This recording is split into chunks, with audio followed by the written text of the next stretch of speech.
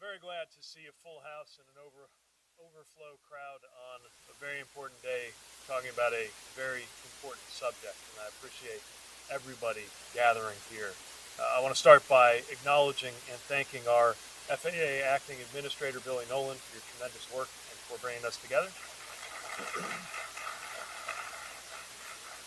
Our National Transportation Safety Board, Hamidi, thank you so much for joining us today and for everything you do across every mode. I want to recognize former NTSB Chair Sumwalt for joining us today. Thank you for returning. This is an all-hands-on-deck effort, so we're glad you're part of this. All right.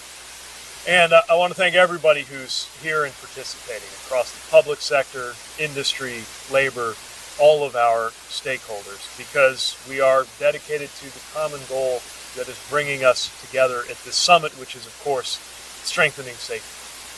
America has the safest, most complex system in the world because of the work you all do and because of the standards we all hold ourselves to. We never settle, and when we see an issue, we move swiftly, and we find ways to move together. That's why we've asked everybody to come here today. And while the data are clear that U.S. aviation remains an exceptionally safe mode of travel, whether you compare it to other modes, whether you compare it to other places, or whether you compare it to other times in our own history, we take nothing for granted. And we are particularly concerned because we have seen an uptick in serious close calls that we must address together. Initial information suggests that more mistakes than usual are happening across the system, on runways, at gates when planes are pushing back, in control towers, and on flight decks. So today is about the entire system, which means it's about all of us. This is a key priority for the FAA, for the entire department, and for the Biden-Harris administration. I know it is for everybody who is gathered here. And that's why we're not going to rest easy with past success. We're going to consistently look for ways to enhance safety, including efforts that we already have underway, like rolling out the ASDEX taxiway arrival prediction features, modernizing airport infrastructure, moving forward with airport safety management system rules, and more. I don't need to tell anyone here why all of this matters so much. The compelling advocacy of families like those who lost loved ones in 2009 on Continental Flight 3407, in 2018 on Lion Air Flight 610, and in 2019 on Ethiopian Airlines Flight 302. Must remind us of what is at stake and continue to guide our critical safety mission. As we look at the recent incidents of the last year or so, and as NTSB and FAA continue to investigate, we can't wait for the next catastrophic event to seek the warning signs of today, fully determine the contributing factors, and swiftly address them. We're staying vigilant because we know that as long as technology and people and society continue to change, which is to say, in perpetuity, we need our safety systems and our safety culture to evolve and adapt to those changes. And as you're all taking on this important assignment, I hope that you'll remember our predecessors who came together to overhaul and enhance aviation safety culture and systems in the late 1990s. By the very nature of safety work, we will never know the names of all the people who are going about their lives today because of accidents and crashes that did not happen, thanks to aviation leaders who knew that the safety record of their day was not good enough. And of course, those who did that work before today were working from a very different starting point. But as we do our work in our time, we are going to reflect that same spirit of collaboration in service of a shared goal, which has been the foundation of this sector's safety record for decades. So today and in the weeks to come, we ask you to help us address a number of questions. What is showing in the data and what is missing in the data? What are the root causes of the incidents that we've seen? What's working well that we need to remember and continue, maintain, and reinforce? And at the same time, what are the new steps that need to be taken? What roles and responsibilities do we each have in making needed changes? As our aviation system evolves, are our current systems adequate for the most important part of the aviation system, which is our people? and what needs to be adapted or enhanced? And beyond aviation, can we learn from other high-stakes industries whose workforces have also gone through dramatic changes during the pandemic? So today's summit is going to be the first in a series of coordinated events and actions, all part of the call to action that we put out last month. That includes an aviation safety info share meeting at the end of the month and a CAST meeting on April 6th, all of which will inform the work of our new safety review team. Aviation has to be about safety first and moving people and goods within that safety first framework. That's how we keep U.S. aviation's place as the safest, most complex system in the world. And it's how we maintain this extraordinary fact, which is that a mode of transportation that consists of propelling millions of passengers, dozens or hundreds at a time, through the skies in a metal tube at nearly the speed of sound several miles above the earth is also somehow the safest mode of transportation that we know. That is what we marvel at, but also what we dare not take for granted. And that is our mission. I have no doubt that we will succeed in meeting that mission with your help. So I want to thank you for the active service that is convening here and everything we're going to do to follow up on it. And I look forward to engaging with you today and in the weeks and months and years ahead. Thank you very much, and let's get to work.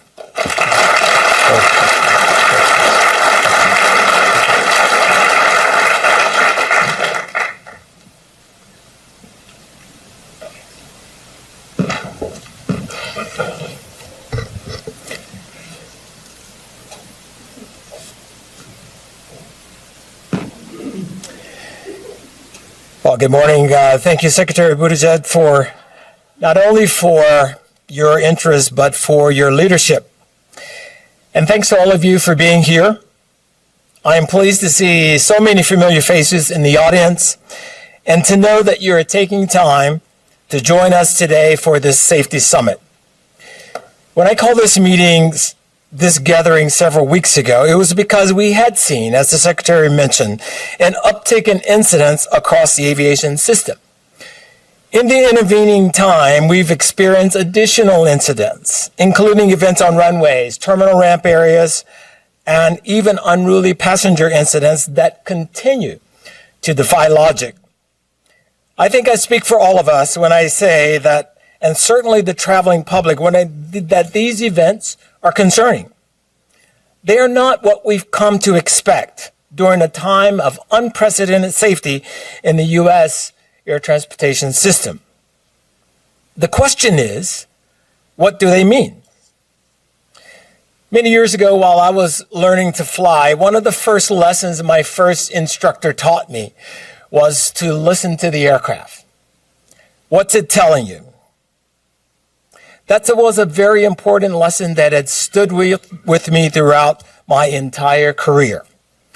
And today, that's what we're here to find out. What is the system telling us?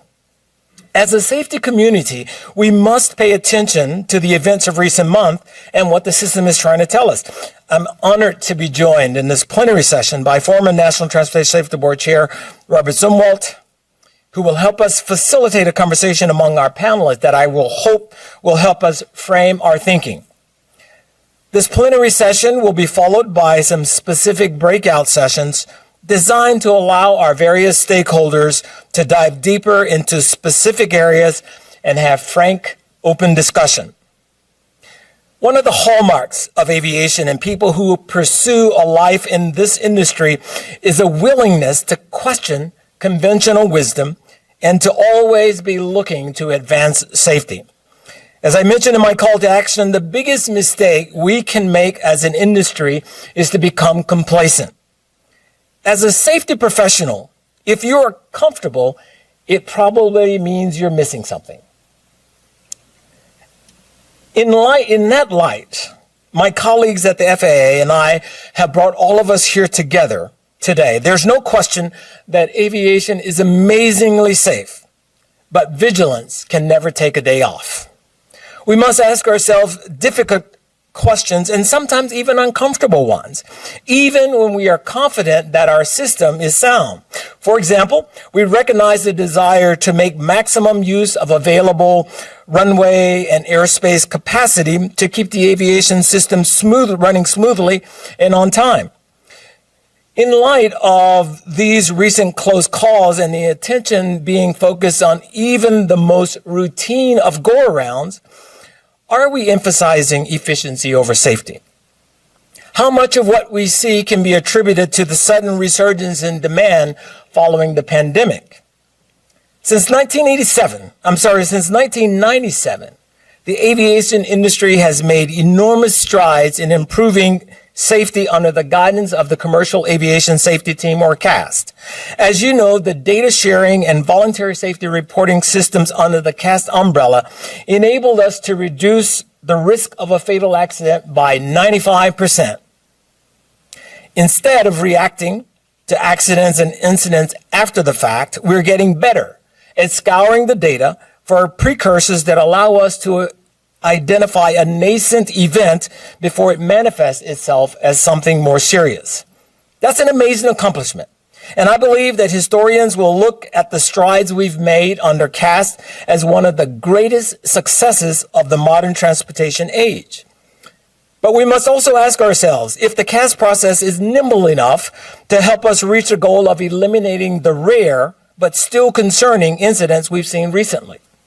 I want to say before we get started with our plenary panel that I appreciate the messages of support and the pledges of cooperation that I've gotten from many of you in this room today.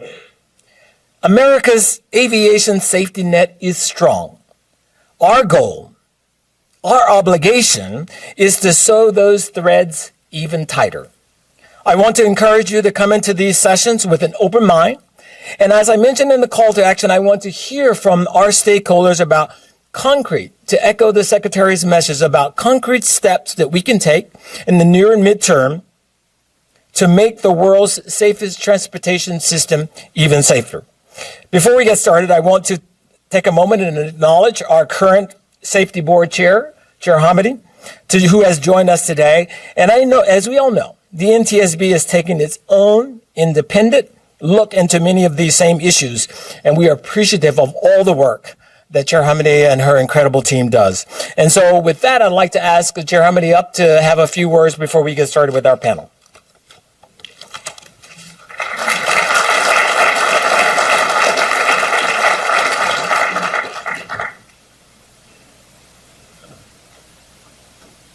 Took me a while. So I had foot surgery. Have you seen Brad here? So Brad and I have matching knee rollers. They're up in front on the stage. If you'll notice, mine is my right foot, his is his left. So we did tussle over a recommendation issued by the NTSB. We'll talk about it later. No, thank you so much for having me. I really appreciate it. I could call you Acting Administrator Nolan, but I think Billy Jennifer is probably most appropriate, and I really appreciate all your dedication to safety, and the secretaries, of course, and Brad, yours, and blame Robert, he trained me, I don't know what to tell you. So with that, I do think the U.S. has a lot to be proud of. And I'm going to adjust this because I think it's probably a little bit hard to hear. We're currently enjoying a record level of aviation safety. That doesn't happen overnight, and it certainly doesn't happen by chance. A safety record like ours is the result of years, decades of intentional effort. The critical efforts of everyone in this room, from operators, manufacturers, labor unions, to private aircraft owners and pilots, the FAA, the NTSB, and the media. You've all contributed to our reputation as the global gold standard for aviation safety. But we can't take that for granted. I agree with the Secretary. I agree with Billy when he says that. Now, I often hear, in 10 of the last 12 years, there have been no airline passenger fatalities. That's true. But the absence of a fatality or an accident doesn't mean the presence of safety. And let me state that again. The absence of a fatality or an accident doesn't mean the presence of safety. There's always more we can do to improve safety, and we can't forget that. And we can't forget those who did die, because people did die in some of those 12 years. Not just in Part 121, also in Part 135, Part 91. The NTSB never forgets, not a single life lost. Zero is and always will be our goal.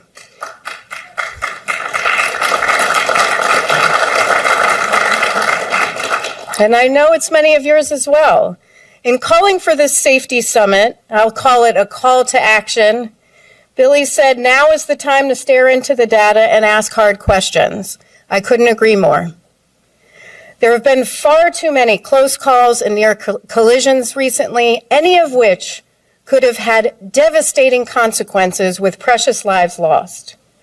The NTSB is currently investigating 6 runway incursions since January, including one at Austin where the aircraft came within 100 feet of each other, endangering the lives of 131 people on board 2 aircraft.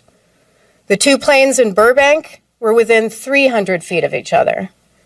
We're also investigating 2 wrong runway landings that happened last June. One was a cargo plane in Tulsa with 2 crew members on board. The other was a passenger flight in Pittsburgh where 174 people were at risk. And we're investigating 2 significant events that occurred in December on the same day, both in Hawaii. One was a severe turbulence incident that left 25 people injured. In the other, the aircraft came within several hundred feet of hitting the Pacific Ocean. These recent incidents must serve as a wake-up call for every single one of us before something more catastrophic occurs, before lives are lost. Too often, we've seen the federal government and industry act after an accident, after lives are lost, once the headlines are made. Congressman Obastar, who was my boss and a big champion for aviation safety, called that the tombstone mentality.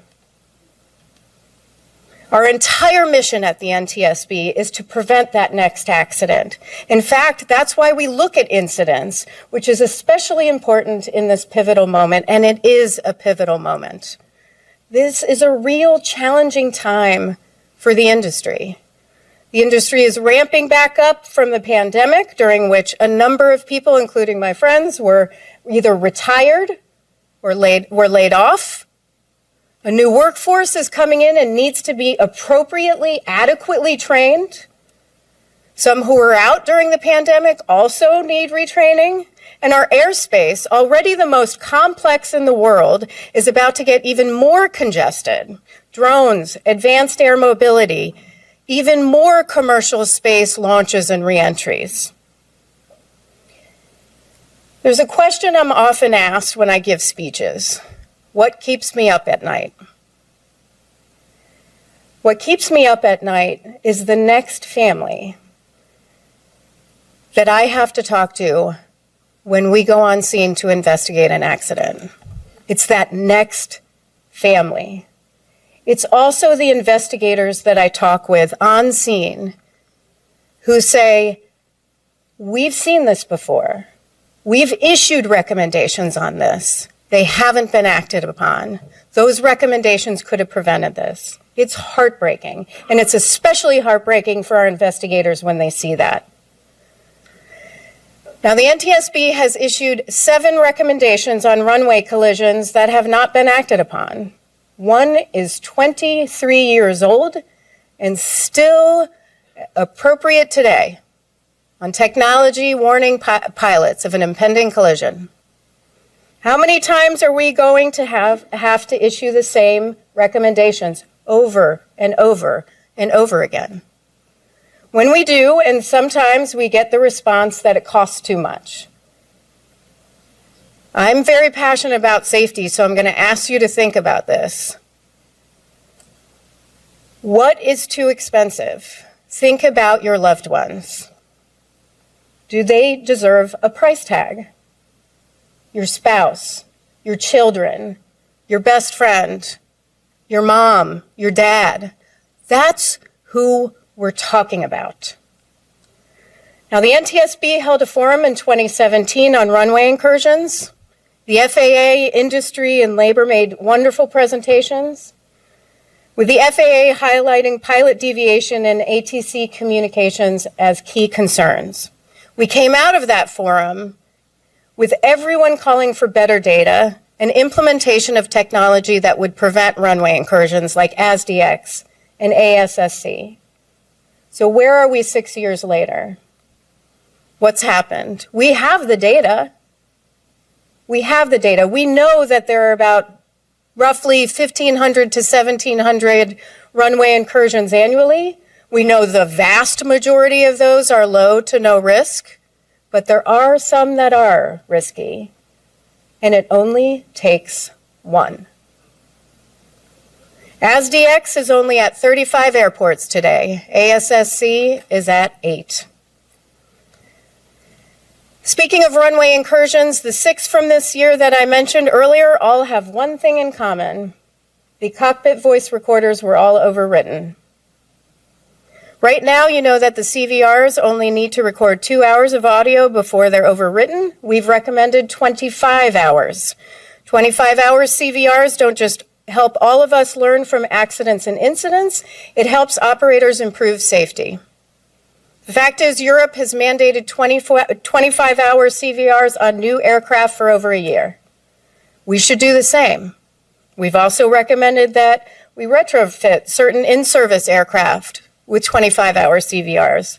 I don't understand why it's so controversial. Both are NTSB recommendations stemming back from a 2018 almost tragedy. So we're still waiting for action. Let's talk about turbulence. It's the most common accident involving Part 121 air carriers. It's especially dangerous for flight attendants, where turbulence accounts for 3 out of every 4 flight attendant injuries. We issued a report in 2021 to prevent turbulence-related injuries. It had 21 new recommendations and 4 that were reiterated from weather reports to increase sharing of turbulence events, the need for flight attendants to be seated with their seatbelt buckled during certain phases of flight, and the need for parents to secure children under 2 in their own seat with an FAA-approved child restraint system. All 25 turbulence recommendations remain open. Addressing these and so many other issues is how we make our skies safer today. Aviation is safe, but tragedies still occur, and that can't be downplayed. And we have to address those. The time to act is now. We have lots of planned discussions today, and I'm excited to listen to everyone, but we also need planned action. Billy challenged us to examine everything from the U.S. aerospace system structure, culture, processes, and systems to the integration of our safety efforts. And he challenged us to ask the hard questions. Everyone in this room needs to ask ourselves the hard questions. That applies to me too. It applies to the FAA and others. All federal agencies here today need to ask, are we doing everything possible to make our skies safer? We've been asking ourselves that very question at the NTSB. And over the past year, we've been holding a series of safety summits of our own where we invite stakeholders from all modes of transportation to give us frank and candid feedback about how the NTSB is doing. What could we do better? How can we better improve safety? We have one more safety summit left on aviation, and we're targeting mid-April, so stay tuned. All that's to say, we are asking ourselves the hard questions.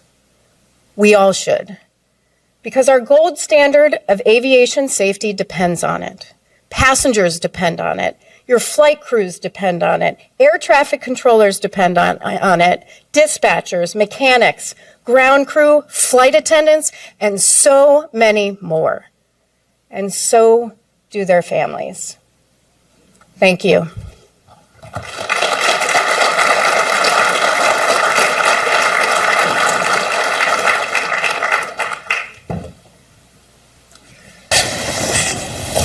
Thank you, Chair Hamidi, for those words and reminding us what's always at stake here.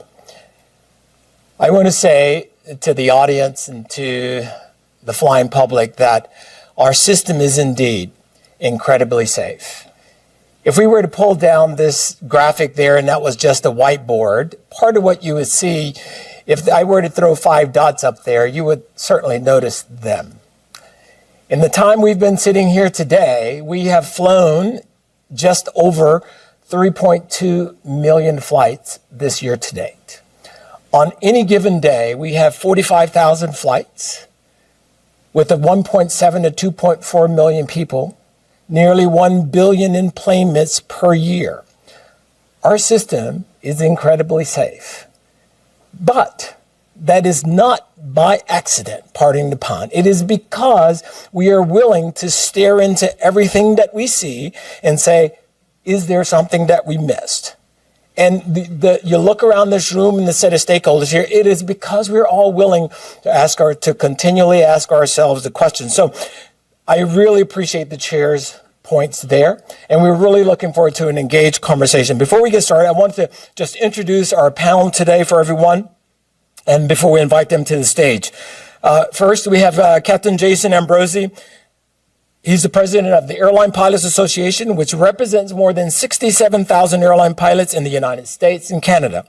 He's a qualified and current pilot flying the Boeing 767 International at Delta Airlines.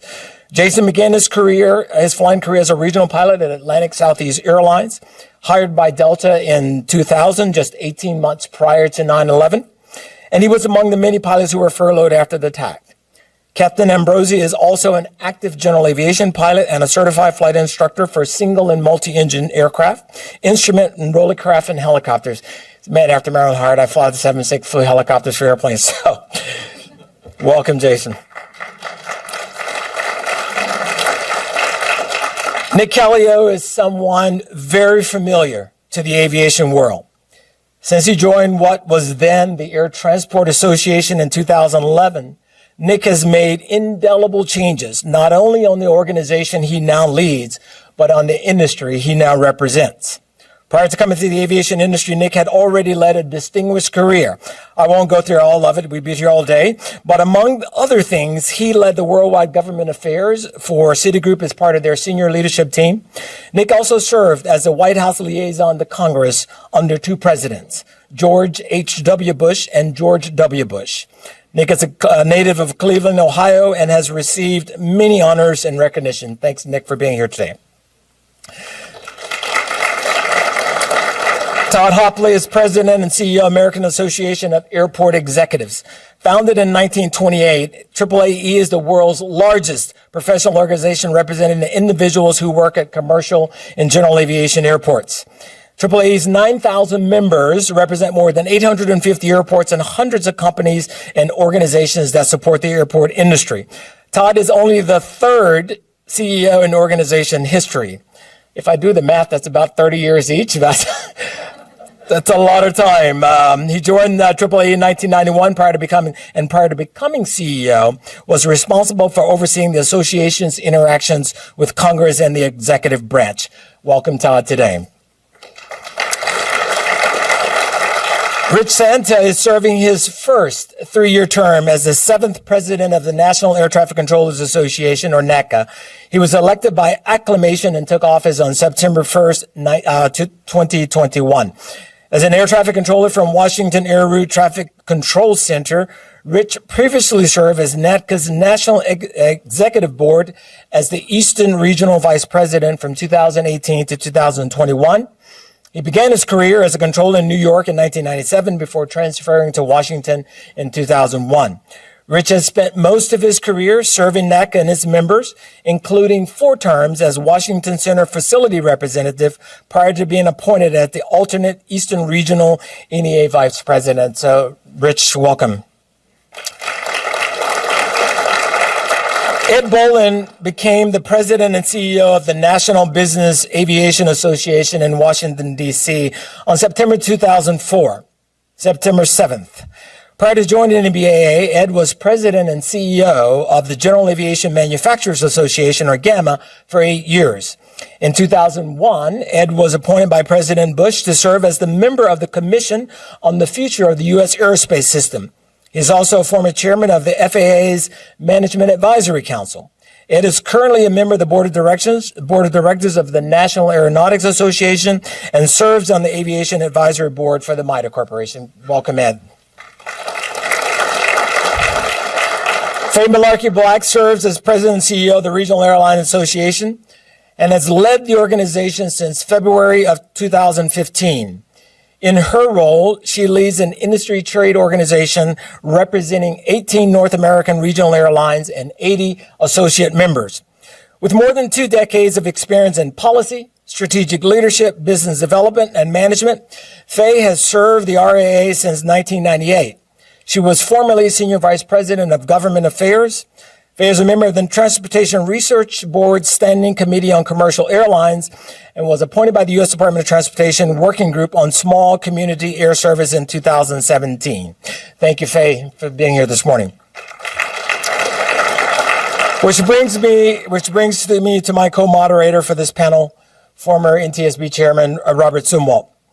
Robert is currently Executive Director of the Center for Aviation and Aerospace Safety at Embry-Riddle University in Daytona Beach. He previously served 15 years as board member, vice chair, and chairman of the National Transportation Safety Board. While at the board, Robert was a fierce advocate for improving safety in all modes of transportation. He was a pilot for 32 years, including 24 years with Piedmont Airline and U.S. Airways. He accumulated in excess of 14,000 hours. Following his airline career, Robert managed the corporation aviation department for a Fortune 500 energy company. He chaired the Airline Pilots Association Human Factors and Training Group and co-founded the association's Critical Incidents Response Program.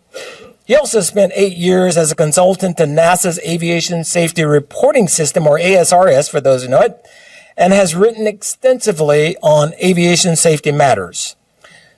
Robert, thank you for joining us today. And with that, I'm going to ask you to say a few words, and if our panelists can join us on the stage here, we will get things going.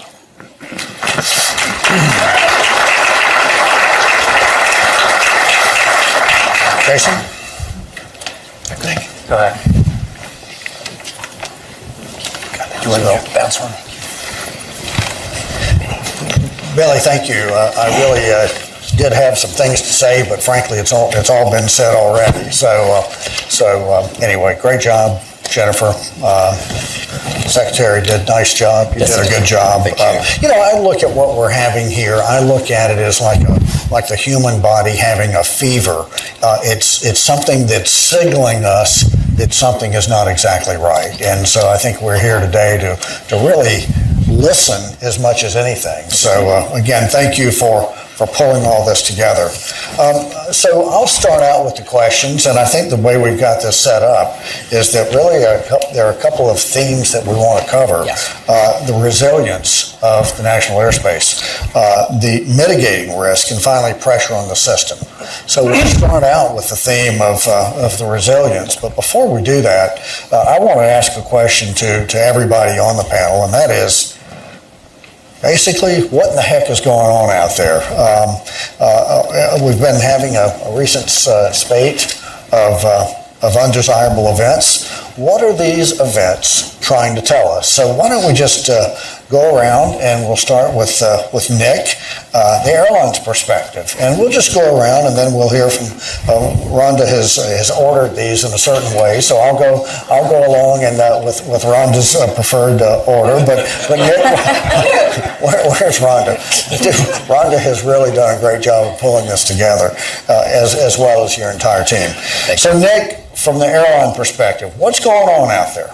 We're trying to figure out what is going on. First, I want to say thank you to Billy and the FAA for putting this on. and for everyone for being here. It's always great to go first. I thought you were going to ask me what kept me up at night, and I was going to say sleep apnea.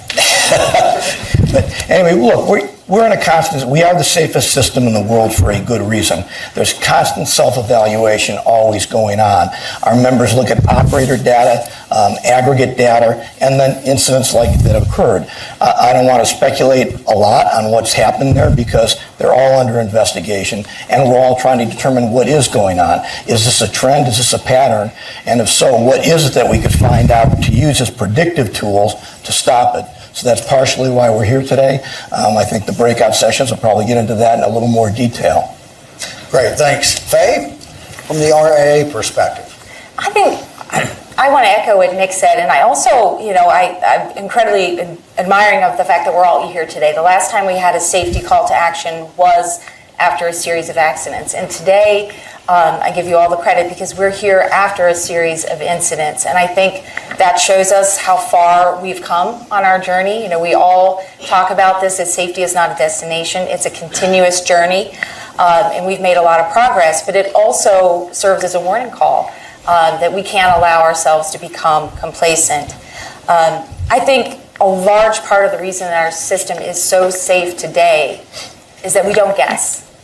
We wait for the data, and we all are waiting for the data, but we don't need the data to tell us that the system, as you said, Robert, the signals are blinking caution for us, and we do well to heed that. And so as we wait for those facts and the data to come out, I think we don't need to wait to redouble our standards of professionalism and professional standards across the industry and work together in partnership to see how we can continue to advance further. Thanks. So we've heard from the major carriers, we've heard from the regional carriers. We'd like to turn now to the airports. Todd? Thank you. I'd echo Nick's comments on thanking everybody for being here. Thank you, Mr. Administrator, for pulling this together. I see in the audience former Administrator Huerta, also very committed to safety over the course of his tenure and leadership. Thank you, Michael. The system is safe, and we need to pay very careful attention always to hit that 99.99999 level of safety. One of the challenging things that I think we'll talk about a little later is this ramp up in the workforce, where we have lots of new entrant workers into the system, lots of folks who exited for a period of time and have come back, and all of those folks need training, either as first-time people in the system or folks who need that muscle memory to kick back in after a period of being away from the system. So we're very focused, the airports are very focused on training, on workforce issues, and I hope we'll have a chance to talk about that. Fantastic, thank you. Jason, I was a pilot for many years and did Alpha Safety work for 17 years. I'd love to hear your perspective. Well, first, thank you for that, and thank you, Billy, for putting this together. It's needed. So we are at the safest time in history right now. A lot of good work came out of the 2010 bill after the Flight 3407. And we continue to march forward, but we can't be complacent. We have to continue to look at what's going on. The signals, as we see, data shows that safety is there. We're doing a good job. But as we see, these incidents are out there. So we need to take a hard look, and I'm glad to be part of that. Pilots are at the pointy end of the tube.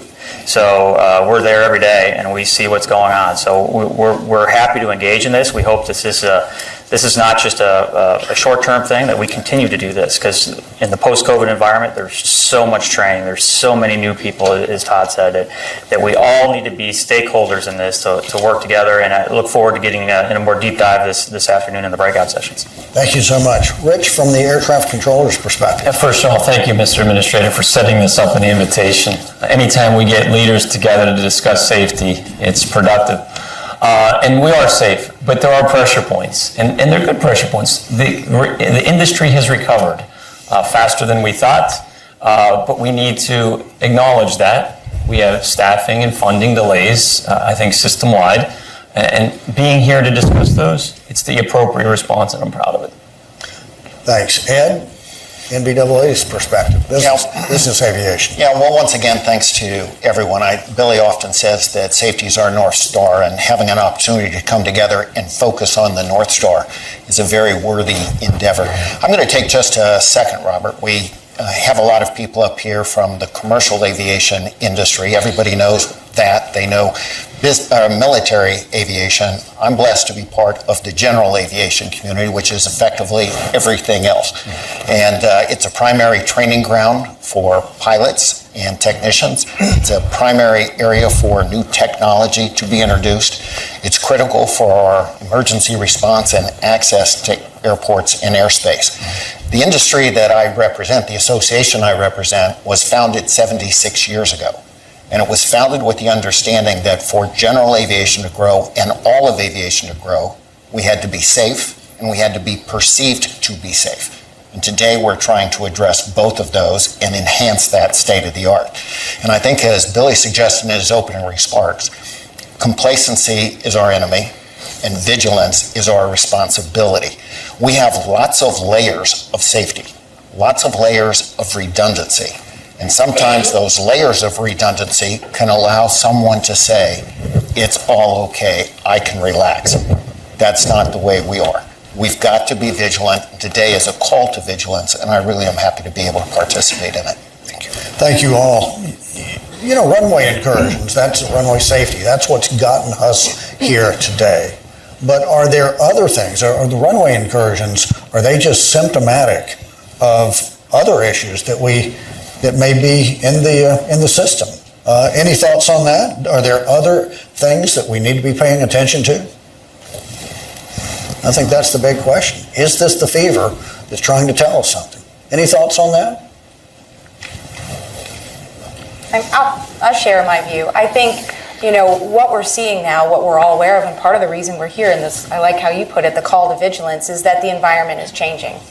And it's a good time to talk about the tools of safety and how we can make sure that we stay ahead of those changes. We don't just keep up, but we stay 2 steps ahead. And we see that pace of change is accelerating. So change is not new, but the pace with which we're experiencing is new. And partnership is going to be really important as we go forward. And we look at new entrants coming in and the new technology. As that shifts, so does a risk associated with it. And we ought to be not just talking about the incidents right now, but the incidents that we might be seeing tomorrow with new entrants coming in. Thanks. Other thoughts on that? Why don't we switch to the topic of, and we did say the first topic would really be resiliency of the National Airspace System. And so, Rich, I'm going to ask you this, and Ed as well. When we speak about resilience, we mean the ability of a system to continue functioning or to return to functioning when faced with adversity or disruptions. So what actions can we as an industry take to ensure the continued safety resiliency of the system? Oh, thank you. Unfortunately, we have a staffing issue right now as air traffic controllers. We are 1,200 certified professional controllers less now than we were 10 years ago. When you have less eyes, when you have less positions open, that demands a reduction of efficiency to contest the safety risks that are introduced. It's time for us to accurately and adequately staff the facilities so we can have that resiliency, we can keep the efficiencies, we can continue to provide the safest services to the users in this industry. Fortunately, Billy and Tim, we have a product in place right now that can fix that, permanent fix to the pendulum of staffing issues in the facilities. I'm proud to say that on a day-to-day basis, we provide industry the safest national airspace system. We can do that today. But with delivering, and we're on the cusp of delivering a new staffing model with new staffing numbers at the facility and a control and workforce plan that transparently reports what we need. We deliver that, and we can deliver all of the resiliency, all the efficiency, all the redundancy, and all the safety and margins that industry deserves. Thanks, Rich. Ed? Yeah, remarkably resilient. system that we have, and I agree completely with Rich about the importance of having proper staffing, full staffing. I also want to point out that part of resiliency is having redundancies. And we have a lot of them, but there are areas specifically with technology where I think we can add to that. And I think the example of that is really in NOTAMs. We had a situation where we lost the NOTAM system for a couple of hours. The impact was significant. I think we can recognize there is an opportunity where with urgency and with funding, we can move forward with increased technology, and we can make sure that the NOTAMs themselves don't just provide data, but actual information. I want to congratulate the FAA on focusing on how we can shorten that time frame and make that a reality. Well, thank you very much for that. Thanks, Ed. Thanks, Rich. A part of our challenge here today is, what are those things? So you recognize that we are continuing to hire. We're on pace to hire 1,500 controllers this year. We're on pace to hire 1,800 controllers next year. To your point, we're looking at ways of how we bring forward the modernization of our national airspace system. You've heard me say it in print, if you will. We manage essentially 3 national airspace systems. We have the legacy, which ushered in and gave us the jet age. We have what next gen has enabled us to do in terms of efficiency, from datacom to swim to ERAM and to all of the things that we have, and we continue to advance the calls of that. We've got thousands of systems within the agency, and to your point, right? So we've undertaken a role to say, how do we continue to evolve that? But looking to the more immediate, right? What can we, our talk this morning, how do we come away with 2 or 3 actionable steps, even while we stare into these other challenges that have been laid out for a couple of the opening comments? So let me turn to one of the most important contributors to the safety of our national airspace, and that's really our people. Be it our people at the FAA, the people in your organizations, the people across the industry, in airlines, airports, the federal government, in an industry that relies on experience to mitigate risk. How are we accounting for? Faye did a wonderful job of talking about how do we account for the pace of change, and which shows no signs of slowing down. So I'm going to turn for this question, starting with Faye, and then we'll go to Todd. We'll have Nick, and then we'll wrap it with Jason on this one. So what do you think when it comes to our people? That's a great question for me, because change and fresh faces are not new for regional aviation. That's been part of our reality for a long time. But again, the pace of that change has accelerated and amplified tremendously. And in a lot of work groups, what we're hearing from our carriers is that some of that attrition that we're seeing is stabilizing, particularly with flight attendants, airport agent, aircraft maintainers. The one area where we're seeing just a constant flow, and that's a good thing because it's career growth, is in the pilot workforce, and that will not slow anytime soon. With about half of our nation's qualified pilots facing their mandatory retirement within 15 years, we are going to be training and hiring tens of thousands of new pilots over the next 2 decades. And it is extremely, extremely important when we're doing this that we focus on building the right foundation from the start. I'm not going to get into qualification and some of the touchy issues that can be polarizing there, but even if we never talk about a single credit anywhere, we've got to look at the training that happens in the foundation and making sure that we have the right supplemental training, making sure that we have the right bridge programs, and making sure that we're not relying solely on flight hours as a proxy for experience, because that's not serving us well today. The reality of that is when the pilots come into our training sessions, they have high flight time, they're not quite as well prepared for the Part 121 environment, haven't seen icing, don't really master the dynamics of swept wing aerodynamics, don't have experience in traffic, don't have a lot of crew resource management or experience with multi-crew operations. And so those are things that we should be focusing on and making sure that we're preparing pilots in the right way. But I think it's important for all of us when we're talking about this risk, because this is a risk, that we finish the sentence with how we're addressing that risk. And so here's what we're doing today, which I think may be helpful as we move forward as this pace of change continues. which, when we see the candidates come in, we're providing a lot of extra training. So all of our carriers, for example, have expanded their training footprint, often considerably. We're giving extra support, extra classroom time, extra sim sessions, in some cases, extra IOE. But we are making sure that we are preparing the pilots fully before they're released to line flying. And we will put aircraft on the ground before we'll allow anybody to fly and operate in a manner that's unsafe. But I think that's really important. And the one thing we've talked about in the pace of change is that as the risks change, so have the technologies. And so have our capabilities to address some of these. So, I think the challenge to all of us is in partnership to lean into those technologies and see where they can take us in building a stronger foundation from start. Thank you very much for that. Todd, what are we seeing on the airport side for our people? Well, just picking up on Faye's point about training. Airports didn't have the same churn in their employee base that a lot of other parts of the ecosystem did. In order to receive the COVID relief funding, airports had to keep 90% of their team in place. But we have seen with a lot of the tenants, contractors, partners that we have at the airports, an awful lot of churn there. And so training and getting everybody up to speed ends up being super important in our view. That's a lot of what AAA does. I don't want to turn it into a AAA commercial, but since 9/11, 1,700 safety-related courses that we've produced. 372 airports have computer-based training. We have classroom training. It's impossible to overtrain in this environment, I would suggest. And making sure that people that are new to our arena, new to our ecosystem, are committed to that safety culture that all of us that have spent decades in it, are used to. We have to make sure that that is the North Star, that all of the folks coming in are really focused on. So for us, we really believe that training and looking at the composition of this new workforce is a really important piece to this puzzle. Thank you very much for that. Nick, your thoughts?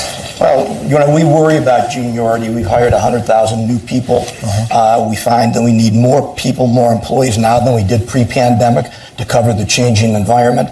And what the carriers are doing is training, and more training. And they're looking at their proficiency requirements for each and every job and making sure that the proficiency requirements meet the job and the new environment, and then putting people together with more experienced people, because experience does matter, as we all know. Here. Thanks for that. And Jason, 6,000 to 7,000 people that you represent. Give us your thoughts. Well, it's not just new pilots. Yeah. It's new everybody. Controllers, flight attendants, ground people. So it's just in this post-COVID rapid recovery, there's just so much going on. And I'm very refreshed to hear all the emphasis on training, because I couldn't agree more. In this environment, when you have so many people, fast upgrades, you've got, new people flying with each other, more training, focused on making sure that these employees have the tools they need to go out there and keep the system. I mean, the system is safe. And, the last thing we should be talking about is reducing any regulations or experience requirements. We should be talking about what can we do to add, not an equivalent level, but a better level of safety, and keep pushing that bar higher. But, we just get people the tools they need. Mentoring. We lost a lot of senior captains in early retirements, and there is that progression that Nick and Faye talked about. It's just getting back to mentoring and making sure that all the new people come in have that mentor, because they have the time, they have the experience. It's just that they're in a new job, they're doing something different, and all these new people together need to be able to have the experience of the old salts out there and say, hey, look, what was it like back in the day, and what can I glean from this, and so on. So mentoring, I think, is something that can come out of this. Yeah, I couldn't agree with you more. I do want to just take a moment to give a shout out, because we recognize we've talked a lot about the airports, and certainly what we see on the flight deck. Just want to give a shout out to Sarah Nelson, who's in the audience with us this morning, president of AFA. Huge constituency there, that it goes beyond the flight deck door there, and I know there's a lot of work involved in this space, and so I really appreciate appreciate that. I'll be curious later on. I know we'll get to it when we think about the robustness of SMSs is out there for airports now. I know we got a later question on that, but as we think about it from this whole community perspective, I wonder how well the SMSs are capturing when we think about training, just the volume of data we have with our reporting programs, and if anything new that's telling us. So we talked a little bit about the resilience, and we think about that system. How well is it working? Certainly, key to that is our people. But going to the pressure. So I've heard newness. I've heard training. I heard post-pandemic, we've had some significant numbers of retirements. And so as the flying has come back with a vengeance, so to speak, and I think we're closing in on near 2019 numbers, at least the numbers I see virtually every morning when I come into the office. And we think of pressures on the system and how we as a community collectively take ownership of that and have an understanding about what the risk is to the system. My question, I'm going to go to Nick and then we'll stick on this side with Nick and Jason, is people are flying again. We're back to those numbers, and maybe that comes with its own set of challenges. Are we putting too much demand on the system? And if so, what pressures are we putting on the system that we think might be reducing our safety margin? So, Nick, back to you. I don't think we're putting too much demand on the system. Right now, we are getting back to 2019 numbers, but we are flying 10% fewer flights a day than we did, and that's because we've had to adjust our schedules to meet the demand and make sure that we're not putting that demand or not putting too much demand on the system. I think that's important. We're going to continue to do that going forward in collaboration with you, which we do on a daily basis. I would like to make one more point, though, which kind of goes back to the resiliency. 17 organizations, including A4A and everybody on this stage, sent a letter to Congress last week saying that we needed to adequately fund the FAA. There needs to be funding for staffing. There needs to be funding for technology. And right now, we're not meeting that demand, and that's what we're going to have to do to modernize the airspace and meet all these new demands that are coming on, whether it be new entrants or old entrants. There's a lot that can be done. But, your budget can't be used almost solely for operations and Band-Aids. You've got to have more money, and Congress has to make that investment. Yeah. Thank you for that. I will say, on the Hill a couple of times, and Nick, you've been on the Hill many times. I took to heart that there's a level, there's an energy there about how we support and how we ensure that we continue the journey of modernization, that we, the agency, have the tools we need, and collectively we can all meet the demands. I know the industry continues to invest billions and billions of dollars. We're doing it on our side, and having that consistent, stable funding is important to us. Jason. So in the recovery, no one forecasted the recovery being quite so fast. So yeah, the airlines, in my opinion, brought flying back too fast. But so we saw a lot of cancellations. My carrier was part of it. Other carriers have been part of that. There was bringing it back because there's such a training backlog. Airlines displace pilots, and it takes a long time to train a pilot for a reason. Every time we switch seat, it's a lengthy process or aircraft. It creates a delay. And not knowing when the recovery is going to happen, airlines displace pilots, and now it's going back the other direction. I mean, there are more pilots than ever, especially at the largest airlines, but we're not operating the amount of flights because of all that training backlog. So that puts a stress on the system. But I also add that distractions are putting a stress on the system. So we're dealing with all the new people, we're dealing with getting people back in the seats where they need to be, but then distractions like 5G, right? So pilots are dealing with, am I going to be able to shoot this approach at this airport? We're dealing with stuff like that. The NOTAM issue, dealing with, any number of other things that are not having enough technology. We talk about technology. Jennifer spoke about getting these things in place at airports. Some airports have, the protection systems to back us up. Pilots love technology. Nothing replaces two well-trained pilots in the cockpit at all times, at a minimum. But we need that technology to help us make sure that you don't blunder across a runway. There's a lot of distractions out there in our business. Sometimes it's something as simple as an airline changes a procedure and does it via memo. So you're trying to incorporate that at the same time you're doing whatever else you need to be doing in the course of the day. So it just, with everything going on at one time and it's massive recovery, it's just, part of the breakouts, I think we'll be focusing on how can we try to minimize some of these distractions and get back to focusing on the task at hand. Well, I really appreciate that, and I think that's a very salient point. Having spent time myself at 3 different airlines, both here and international, and distraction sometimes is key. How do we manage our way through that? And we've talked, this incredible period of change, but the constant, I think we can admit, has always been strong professionals. That checklist, that procedural mentality that we know, the old adage for pilots is where am I going and how do I get there, and what might be in between me and there. So there are lots of things. So I really, really appreciate the point. So Robert, back to you. Yeah, thanks so much. Rich, I'd like to ask you this, and Todd, you as well. How can airport investment in airport and air traffic infrastructure play a role in increasing the industry safety record? Yeah, well, I think Nick and Jason just hit it right on the head. We need tools, we need technology, and we need funding. There's a synergistic approach to getting that technology in the hands of professionals that can utilize to increase safety margins, efficiencies, and help the industry. We haven't had that, quite honestly. We're fix on fail right now. You see it in the NOTAMs, you see it in the CID issues, you see it in some of our radar systems. And that's not a way to run with resiliency and redundancy and safety margins and efficiencies. We can get there. Obviously, some of our lower level facilities are being adjusted better for us right now, but the ergonomics and the studies and the technology increases, they need to be increased and escalated so that we can get the best tools for the NAS. Yeah. Now we heard Jennifer mentioned ASDX, 35 airports. What are your thoughts on that? There's 35 airports, but I believe there's no parts to replace broken. So they're in 35 airports, but we have airports right now that don't have a serviced ASDX because we cannot fix them. The fix on fail doesn't even work there because they're not supported anymore. We need new systems, new funding, new technologies. Thank you. Yes. So Todd?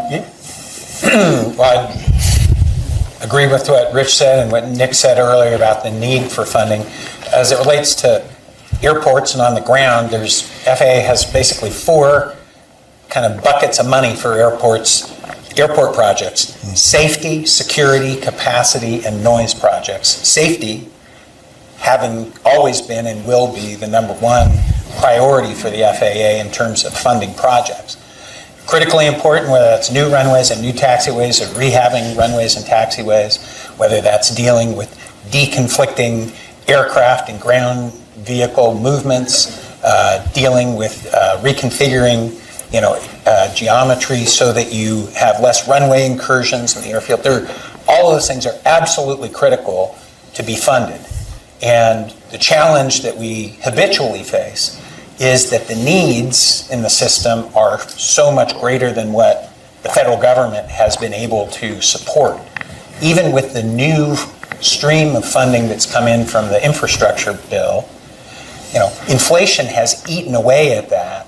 Whether you're trying to buy a piece of ATO technology or a construction project at an airport, your purchasing power has diminished dramatically over the past several years.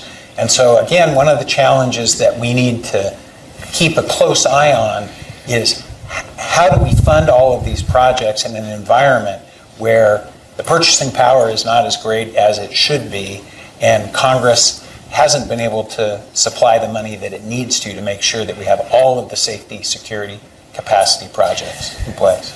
So if what I would add, I want to bring us back sort of to the immediate, right? If you look at these 6 events that the chair spoke to, right? None of those are really related to immediate funding, right? You've got 2 trained pilots on the flight deck. You've got two airplanes that take off without a clearance. You have people that verifying what runway am I turning on, right? Is that a basic blocking and tackling? Is that a fundamental? I don't know, something for us to think of. But I absolutely agree, and we'd agree that long term, collectively what's being done on the industry side, what we're doing at the FAA, and just take it from the whole of government, right? That we are ensuring that we keep pace. We're incredibly complex, and there's no place in the world. The next closest, if you just look at it from an air navigation provider, the next closest is Nav Canada, and they're 10th our size. A 10th our size. So, this isn't about beating the drum that we are doing bad. This safe period of time, since 2009, for commercial passengers, we have flown in the U.S. the equivalent of the world population in that time. So I want to just take a moment to think that. But that doesn't mean we take any of this for granted, right? Our goal is to continue to steer into it. I would like us to think of, how do we, what are those kind of, some concrete action steps we can take? Certainly for us within the agency, and we all have an ownership stake. And I love, Jason, what both you, Todd, and Nick have said about this. Going to, a question I want to toss to both to Ed and Faye is, every day, both of you watch the system from your own unique perspective. And within your organizations, we ask these hard questions. So from both of your perspective, where do you think we're most vulnerable? Well, I think across the system, we're vulnerable to complacency. Yeah. And exactly as you said there, Billy, basic blocking and tackling, that commitment to be vigilant every day is really important. Now, we've talked a lot about the importance of training, and I think that's something that every one of our organization is very outgoing about. At NBAA, for example, we hold safety stand-downs for single pilot operations. We participate in safety stand-downs for more complex operations. We have a safety committee that operates. We systematically participate in things like the General Aviation Joint Safety Team. So I think part of what we need to do is to make sure that we are facilitating communication, understanding, and engagement. Making sure that the training actions are actually what are happening on the day-to-day basis. That's the fundamental. How do we make sure that the checklist is the checklist? The compliance means compliance. Those are some of the basic fundamentals. And as fully emphatically as we can support all of the comments that have been made on the importance of funding, I do want to make sure that we're underscoring the point that you just made. We're the largest, we're the safest, we're the most efficient, and we're the most diverse air transportation system in the world. And the only way we keep it that way is by that constant vigilance, every day communicating how do we get better.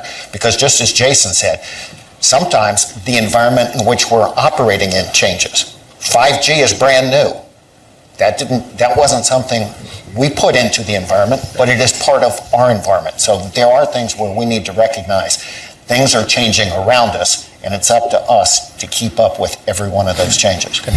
And Administrator Nolan, if you had asked me that question first, I would have also led right with complacency. So I'm just going to build on what Ed has said, and maybe go into, how do you assure that complacency? Because as you said, it's got to be all of us working together. And the safer our system gets, the more seductive it is to think we're safe enough and we've reached our destination. So how do you continuously focus on, how do you avoid thinking that what seems safe may not be? And as Chair Hamady said, the absence of accidents is not necessarily the presence of safety. And I think it involves buy-in. I think it means that we don't issue these directives top down, but that they come bottom up, side to side. They've got to be embedded throughout the entire culture of an organization so that every professional, from the trade association executives to the leaders of our organizations down to the frontline employees, understand that the safety of the system is in their hands. It's in all of our hands. Yep. And I think you get that buy-in by engaging the workforce at every level. I couldn't agree with you more.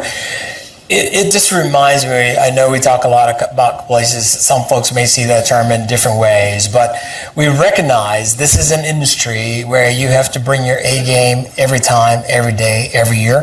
We're fortunate to have, Captain Sully in the office, in the audience today, right? You got to be on, and you got to be ready, and you got to be prepared. That's what we do as professionals, and the same applies to the agency. we all have a vested, and I love the term because I'm just an all-in kind of guy, and that's what it takes for all of us to make sure, and that's why we're here. I love what we said earlier. We're here, and you said it, Faye, we're here before something happens, right? So we've progressed. The better goal, maybe the next time we're only here talking about predictors and precursors, and we haven't even had a near miss yet, but we started to see that in the system. So thank you for that input. So let's turn to mitigating risk. The key component of a safety management system, especially a robust safety management system, it is the extent to which an organization manages its risk, and that follow-up and that constant evaluation from an assurance framework. So I'm going to stay with you, Faye, and say, airlines have been required to use their safety management systems to address risk for many years now.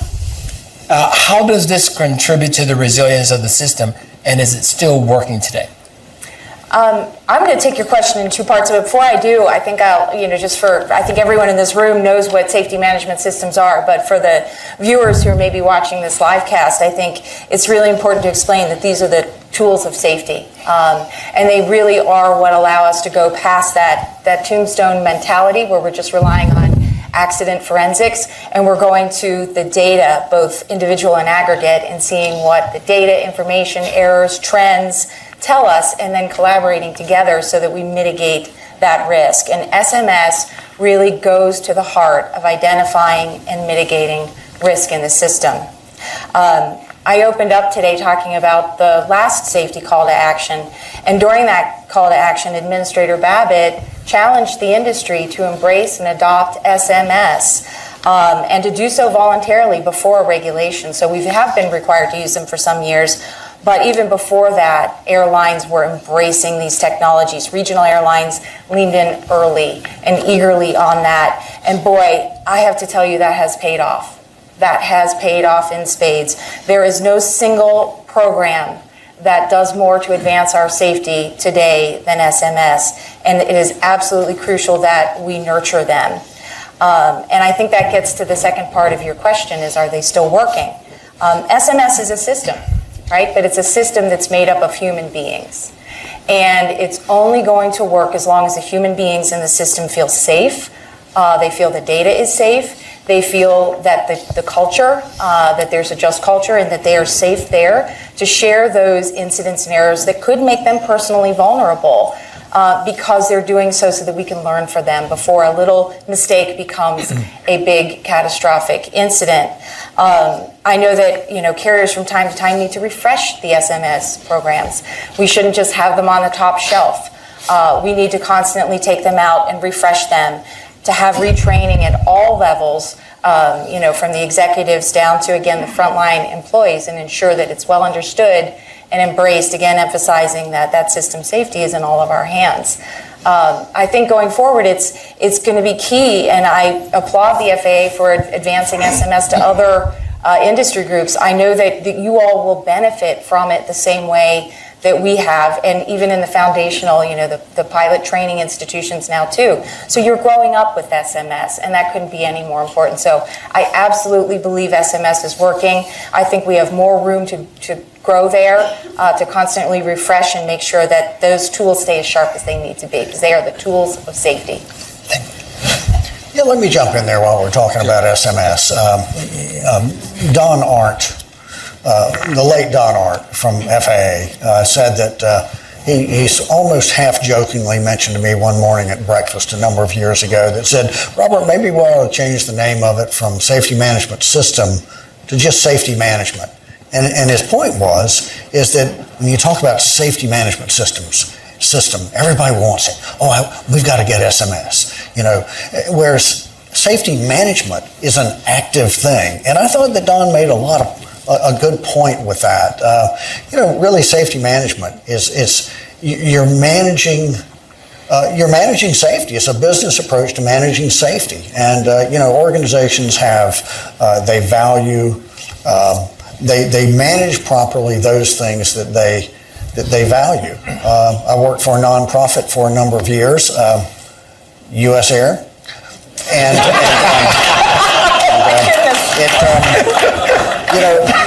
unintentional nonprofit, and a nonprofit nonetheless.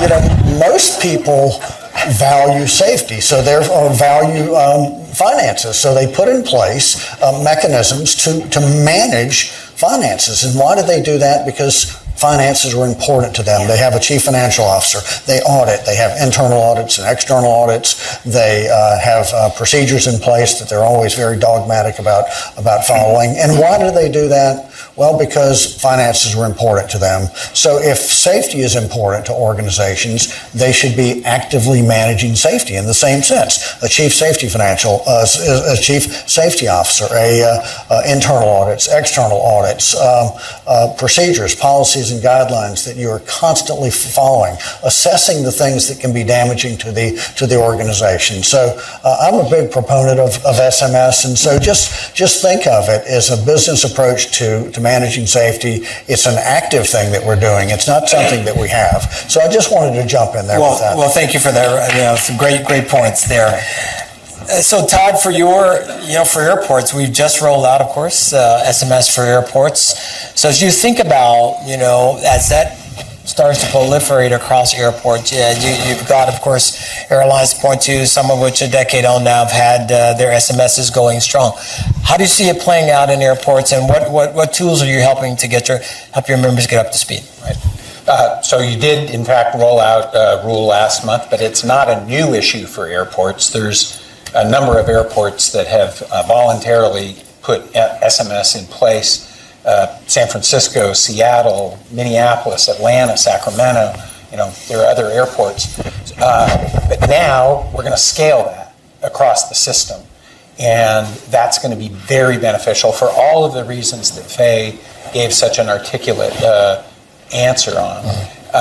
So I think it's very beneficial that we're going to have this expansion across many of the airports in the system.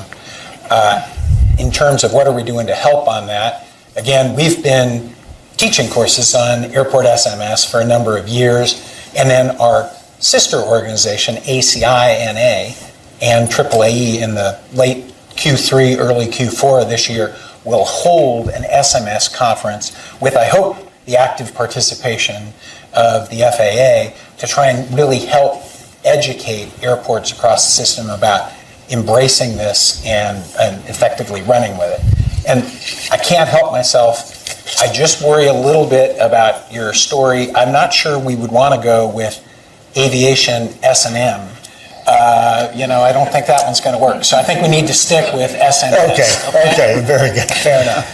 Thanks for that, Todd. Ed, turning to you, I'm mindful, one of the things, our goal is to be able to cover the entire aviation ecosystem with SMSs, right? So now, of course, we've got the rule, we're working through the NPRM process, notice of proposed rulemaking for charter operators, for air tour operators, for manufacturers. How do you see this playing out in the business and general aviation safety? Well, I want to underscore SMS is a great safety tool. And it's one that has been embraced by our industry for a long time. There's an international standard for business aviation operations that we are enthusiastic about. SMS is a great safety tool, but it is in every case, the tool needs to be sized to recognize the challenge. A saw is a great cutting tool, and a scalpel is a great cutting tool. Right. They're not interchangeable. So as we look through what we're trying to accomplish, and I think Robert was really good about pointing out this has got to be a living, breathing part of everybody's life. So getting the rule right, allowing it to scale for the diversity of operations is really important. That goal is everybody's. We want to enhance an already safe system. This is the tool to do it. It's already being embraced as we move to the requirements and to the rule, and the comments end on April 11th. Let's make sure we're getting it scaled right so it is a workable tool. All right. Yeah, thanks. I'm gonna skip around just a little bit here. Billy and I had made up some questions here and created some questions, but the FAA has done a number of tremendous changes to impact the safety of our system, especially in commercial aviation. We've got SMS, we've got CAST, being two notable achievements which have really been very effective. The FAA is here to listen, to learn what are the biggest opportunities for the FAA to transform their approach to aviation in the coming decades. I mean, that's really an open-ended question. I mean, what are the biggest opportunities for the FAA moving forward? I'll start with that. We got to start with today and get proper funding, long-term leadership, and start tackling these projects. This piecemeal funding from Congress where you pay for a little bit, then another year we got to go try to get some more. There needs to be a vision to go beyond long-term. This is where we're going 10 years from now, and let's decide today we're going to do it instead of this every year we got to piece a little bit through it. Get that process started, get that technology, all the stuff that's been recommended that's still not there. We need to get that started. Then, get more people, more money, start doing the SMS in-house. Don't outsource things. Just start today with what you need today and then let it grow from there, because it's great to look long-term, but we have issues today that need to be tackled, air traffic, NOTAMs, everything. This stuff needs to be tackled today. Yeah, great. Thank you. Let me touch on the role of technology, because it is so important in our ability to move forward. And we all know through the years how important technologies like autopilot have moved us forward. And over the past couple of years, we're seeing enormous technologies coming to the market. We've got commercial heads-up displays combined with enhanced vision systems. We have not just autopilot, but auto land. And we're looking at a time when new technologies have the opportunity to effectively change the way we move people from point A to point B. And the FAA is forward-leaning on that. We need to be the world leader, but I think we need to keep our focus. We need to have the people play their part. But there are these technologies that need to come to the market. And we've got to recognize the longer they're delayed, there is a safety impact on that. And I see one of the great general aviation leaders, Colonel Pete Bunce, is here. He'll be leading a panel this afternoon. But the number of breakthroughs that have the ability to enhance both efficiency and safety need to come to the market. And keeping that pathway vigilant and adapting to that technology, I think, is really important. Okay. Other thoughts on that? I'll add to that. I think we can tie both of those up, the funding and the staffing, but also the securing of that, the way we get new equipment is archaic. It takes years and years and years, and the stop-and-go funding of our industry prevents us from getting it out in a timely manner when it's not obsolete before we get it in place. I had one other thought too, which is really just keep doing one of the things that you're doing so well today, which is engaging and communicating with all of us. Every one of us have safety organizations behind us, and you and all of your people are routinely there talking with us. You are the regulator, but we also collaborate. And just as we were talking about SMS not necessarily being top down, neither is aviation safety, and a lot of times industry brings ideas to the forefront, and FAA is right there. And I think to Ed's point and Rich's point, as technology advances, being there for the new emerging technologies and understanding that. My son had a teacher who said, we're training kids for jobs that don't exist yet, and we're trying to fund the FAA for technology that doesn't exist yet. And I think engagement and making sure that we stay right there and present with the existing users and the new users are going to benefit us all. Yeah, let me just say, just to input a couple of things. I was at the Runway Gallery. Anyone should go there during your time here, but there was a sign there that I really like. It says the present is now the once unimaginable future. And then the lights go off and says the present is now the future. We really are living the future, right? Mm-hmm. And I hope it doesn't come as any surprise to this audience and to those listening, is that we've stood up. We're working on a project called Innovate 28, right? We've got 800 plus licensed drones already in the NASA. We're already thinking through how we enable electrical vertical takeoff and landing. We're working on that regulatory framework. I travel along with our FAA executive team. We traveled the world last year, working with our partners globally, and certainly for most of them, we are still that bright shining star on a hill, right? Because the rate and the pace in which we move, our ability to work together, recognizing some of the constraints we're talking about, SMS, getting the technology, getting it right. We've got an incredible, setup at the WMJ, who's the technical center in Atlantic City.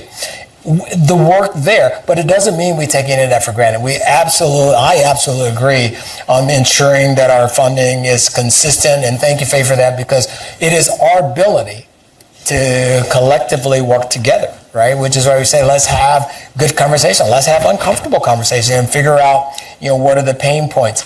And yet I want to bring us back again to the immediacy, right?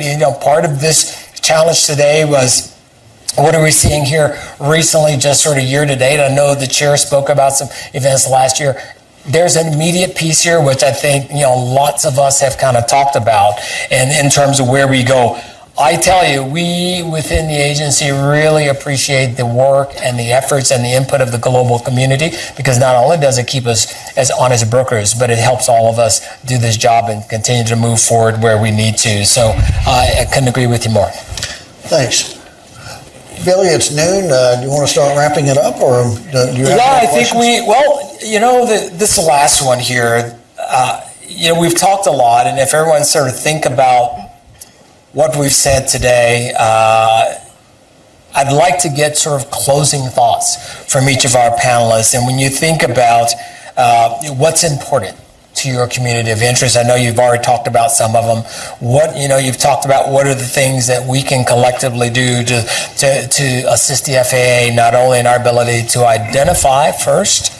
Our goal is to move to fully predictive. I mean fully. I'd love to get to a point where you say, you know what, this becomes an academic exercise. But today is not. It is not an academic exercise. 6 near misses. Right? I just want to press the point. 6 near misses. Any one. So we have taken these 6 near misses and treated it as if they had happened. And that's why we're here today, and that's really what makes us a resilient system. So, Faye, why don't we start with you? We'll go around and just closing thoughts on what you see, what you hope to take away, not only from today, but from your constituency. What are the steps that we truly can do now and in the near term? And I know we're going to explore that more in the breakout sessions. I think that's a perfect tee up, because I really do think this is a start. And you said it's not an academic. It's not an academic program, and this is something that we really have to take back and meaningfully embed. I think, we should see strong participation, not just in the breakout sessions.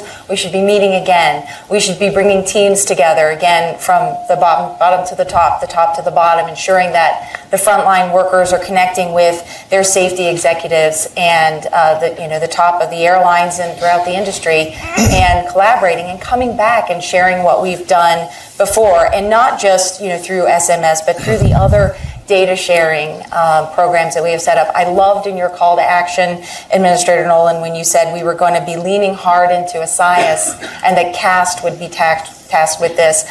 Can't think of 2 better programs and organizations to help lead us forward, but there are others too. InfoShare, WATS, the World Airline Training Symposium. There are other places where we all come together to talk about some of these pressing issues, and I just would encourage all of us, and I think we're all very committed to this, participating fully and bringing our subject matter experts to participate fully and working as partners on these issues that we have started to identify and will keep identifying and moving forward. Thank you very much. Ed. Collaboration. We have got to have strong communication, coordination, engagement. Safety is an industry responsibility, an FAA responsibility. Certainly the legislature, the public, all of us need to be working together, because having a safe, efficient, diverse air transportation system, it's important for our economy, it's important for our point in the global environment. We need to be leaders, and we're only going to be able to lead if we understand each other and we work together on that common goal. We've got to be safe, and we've got to be perceived to be safe.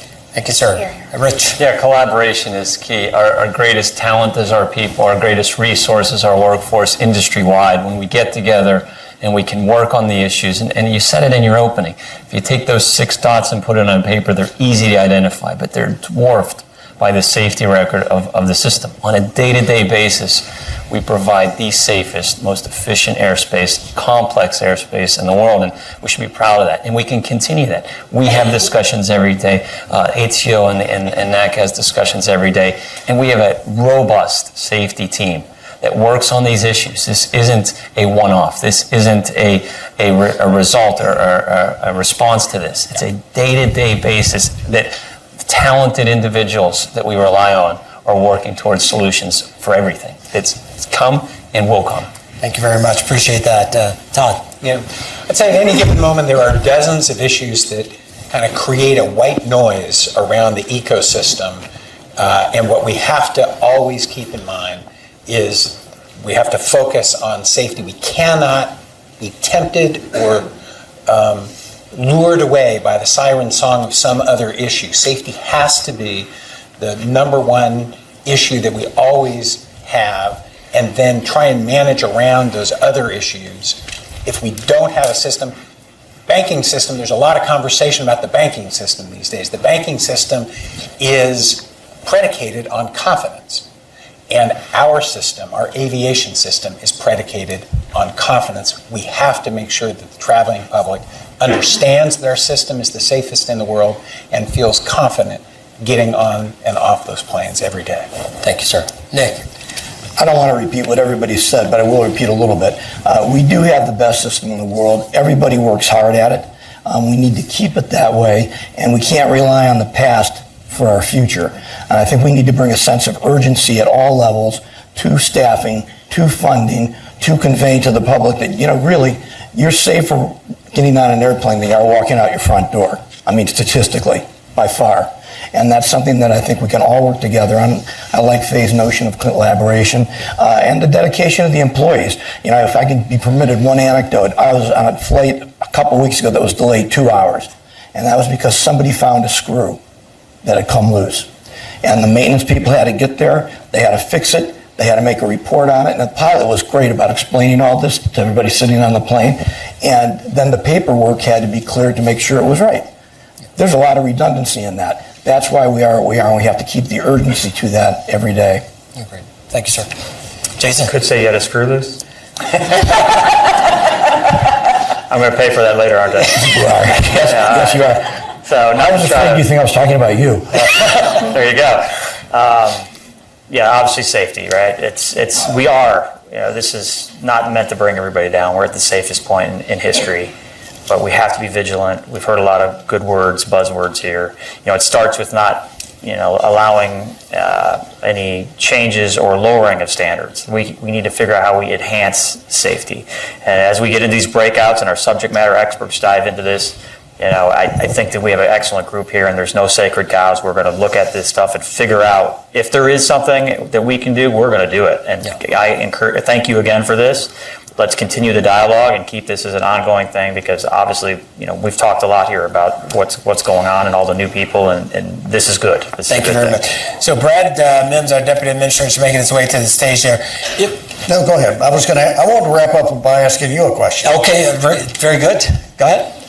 Yeah, thanks. Yeah, you never know what's coming out of my mouth. So, Billy, I appreciate that you said it's not an academic exercise, and I think people want to know how committed are you and the FAA, how committed are you for taking the information that we're gleaning today and trying to further improve our system? Well, let me just say on behalf of the 45,000 men and women, professionals who make up the FAA, we are as committed as any federal agency get. We're considered by all accounts to be one of the most admired agencies in the federal government. And it's because we wake up every morning. I'm usually to the office about 6 o'clock every morning. And it's because we wake up every day and recognize that the work we do is the work of ensuring first the safety and then the efficiency of our national airspace system, never taking it for granted, and realize there's a lot to be learned. We appreciate the officers, the chorus of support around ensuring that we have the funding, that we're moving forward. I take to heart.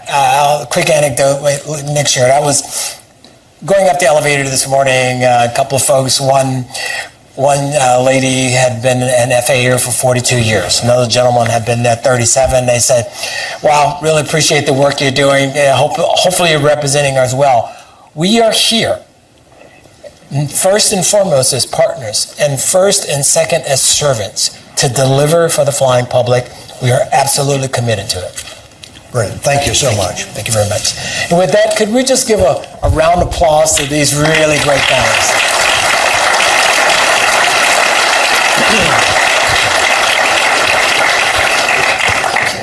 Thank you. Great job.